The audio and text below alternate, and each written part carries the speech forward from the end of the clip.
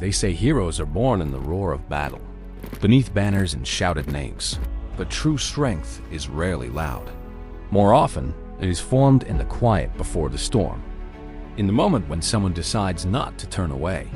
In the resolve to stand, not for recognition, but for what must be protected. Alaric was never searching for greatness. He lived simply, worked with his hands and prayed without audience. His life was not remarkable in the way stories usually remember, but it was faithful. The teachings he believed in shaped the way he lived. They guided his hand in his work, his care for his home, and the way he treated those around him. He shared that steady life with Elena.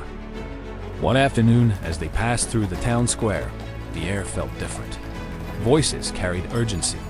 Travelers spoke in low tones. A merchant repeated the same account. Word spread that the Black Host had crossed into the western valleys. They moved deliberately, burning homes, breaking defenses, driving families from their land.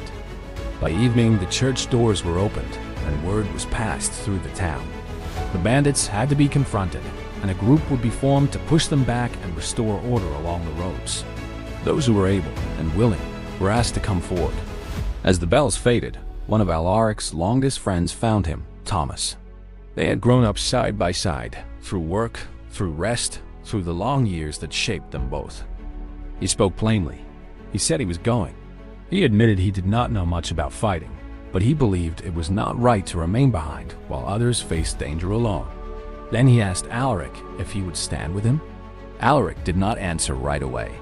He studied his friend, the same boy he had once dragged from the river, laughed with, and grown beside. A quiet pride rose in him. Then came the weight beneath it. Staying behind was no longer an option. Not now, not while his friend stepped forward. That night, he spoke softly to Elena. He told her Thomas had signed his name, and that he would be joining him. He understood her worry before she voiced it. He told her he did not go because he wanted to fight, but because harm grows when good men remain still. That peace sometimes holds only when someone is willing to step forward, placing themselves between danger and those who cannot defend themselves. Before dawn, he left with Thomas and the others. He promised Elena that he would return. Along the road, their work was not only to confront the bandits, but to repair what had been damaged in their wake. Where bridges had been broken, they helped set them right. Where homes had been burned or abandoned, they secured what remained and guided families to safer ground. When fighting came, it was hard and uneven, stretched across long days and restless nights.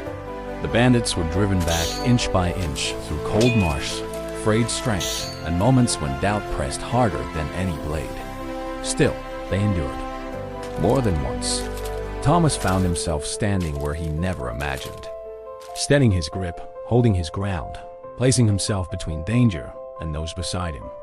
And once, when Alaric stumbled under exhaustion and danger closed in, Thomas stepped forward without hesitation. When the threat was finally broken and the roads felt quiet, relief moved through the men, not triumphant, but real. They knew what it had taken to hold the line. They were grateful simply to still be standing. When they returned, the town bore marks of strain. Homes scarred, walls damaged, roofs broken. It had not fallen, but it had been tested from the bandits' looting. Alaric set down his sword and picked up what needed rebuilding. Thomas worked beside him. Others joined. No orders were given. Hands simply went where they were needed. Slowly, the town began to breathe again.